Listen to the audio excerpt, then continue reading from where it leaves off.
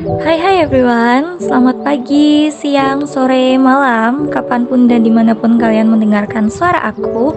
Semoga selalu dalam keadaan yang sehat dan juga bahagia ya. Sebelumnya, perkenalkan nama aku Fathia Rizky Amelia.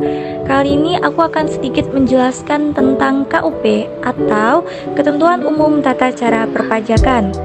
Nah, yang pertama ini aku akan menjelaskan tentang awal mulanya. Kok bisa sih terciptanya KUP itu?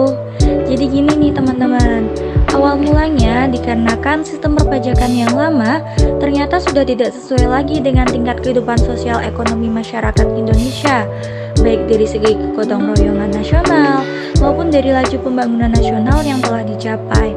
Di samping itu, sistem perpajakan yang lama tersebut belum dapat menggerakkan peran dari semua lapisan subjek pajak yang besar peranannya dalam menghasilkan penerimaan dalam negeri yang sangat diperlukan guna mewujudkan kelangsungan dan peningkatan pembangunan nasional. Oleh karena itu, pemerintah menciptakan sistem perpajakan yang baru, yaitu dengan lahirnya Undang-Undang Nomor 6 Tahun 1983 tentang Ketentuan Umum dan Tata Cara Perpajakan, sebagaimana yang telah diubah terakhir dengan Undang-Undang Nomor 16 Tahun 2009. Selanjutnya, di dalam KUP juga dijelaskan loh tentang nomor pokok wajib pajak atau yang disingkat dengan NPWP.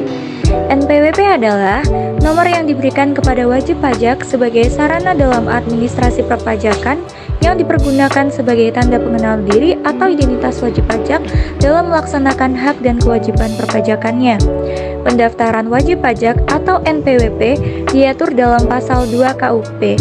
Setiap wajib pajak yang memperoleh penghasilan melebihi penghasilan tidak kena pajak atau PTKP wajib dan harus mendaftarkan diri pada Direktorat Jenderal Pajak atau kantor pelayanan pajak di tempat wajib pajak bertempat tinggal atau bertempat kedudukan dan kepadanya diberikan nomor pokok wajib pajak. Nah, siapa aja sih yang wajib pajak itu? Yang wajib mendaftarkan diri sebagai wajib pajak itu adalah yang pertama, wajib pajak badan, yang kedua, wajib pajak perseorangan, yang ketiga, bentuk usaha tetap, yang keempat, wajib pajak sebagai pemungut atau pemotong pajak seperti bendaharawan dan badan-badan tertentu yang ditetapkan Menteri Keuangan, yang kelima, pengusaha kena pajak. Selanjutnya, di dalam KUP juga dijelaskan tentang surat pemberitahuan atau yang biasa disingkat dengan SPT. SPT adalah surat yang oleh wajib pajak digunakan untuk melaporkan perhitungan dan atau pembayaran pajak, objek pajak dan atau bukan objek pajak, dan atau harta dan kewajiban menurut ketentuan peraturan perundang-undangan perpajakan. Dalam rangka pemenuhan self-assessment system, wajib pajak diberikan kepercayaan untuk menghitung dan menetapkan sendiri pajaknya. Untuk itu, ada instrumen berupa berkas yang digunakan untuk menghitung dan menetapkan pajak tersebut. Itulah yang dimaksud dengan SPT. Nah, tambahan lagi nih teman-teman, SPT itu dibedakan menjadi dua hal loh, yakni surat pemberitahuan massa dan surat pemberitahuan tahunan. SPT massa adalah surat pemberitahuan untuk suatu masa pajak tertentu, sedangkan untuk SPT tahunan adalah surat pemberitahuan untuk 1 tahun pajak atau bagian tahun pajak. Nah, kalian pun juga harus tahu ya teman-teman, batas waktu penyampaian SPT itu kapan. Jadi yang pertama, untuk surat pemberitahuan massa paling lama itu 20 hari setelah akhir masa pajak. Khusus untuk surat pemberitahuan masa pajak pertambahan nilai disampaikan paling lama akhir bulan berikutnya setelah berakhirnya masa pajak. Yang kedua, untuk surat pemberitahuan tahunan pajak penghasilan wajib pajak orang pribadi paling lama 3 bulan setelah akhir tahun pajak. Dan yang ketiga, untuk surat pemberitahuan tahunan pajak penghasilan wajib pajak badan paling lama 4 bulan setelah akhir tahun pajak. Next, aku akan menjelaskan tentang surat tagihan pajak atau STP. STP adalah surat untuk melakukan tagihan pajak atau sanksi administrasi berupa bunga atau denda. Nah, dikeluarkannya STP itu kalau ada apa sih teman-teman? Kayaknya kalau kita bayangin ngeri ya, masa dapat surat tagihan gitu kan, dapat surat sanksi kayak gitu, pasti kan ngeri ya teman-teman ya. Tapi jangan khawatir, karena STP itu dikeluarkan hanya apabila kalian melakukan yang akan aku jelaskan sehabis ini. Yang pertama, yaitu pajak penghasilan dalam tahun berjalan tidak atau kurang dibayar. Yang kedua, dari hasil penelitian terdapat kekurangan pembayaran pajak sebagai akibat salah tulis atau salah hitung. Yang ketiga, wajib pajak dikenai sanksi administrasi berupa denda atau bunga. Yang keempat, pengusaha yang telah dikukuhkan sebagai pengusaha kena pajak tetapi tidak membuat faktur pajak atau membuat faktur pajak tetapi tidak tepat waktu. Yang kelima, pengusaha yang telah dikukuhkan sebagai pengusaha kena pajak yang tidak mengisi faktur pajak secara lengkap. Yang keenam, pengusaha kena pajak melaporkan faktur pajak tidak sesuai dengan masa penerbitan faktur pajak. Yang ketujuh, pengusaha kena pajak yang gagal berproduksi dan telah diberikan pengembalian pajak masukan sebagaimana dimasukkan dalam pasal 9 ayat 6A Undang-Undang Pajak Pertambahan Nilai tahun 1984 dan perubahannya.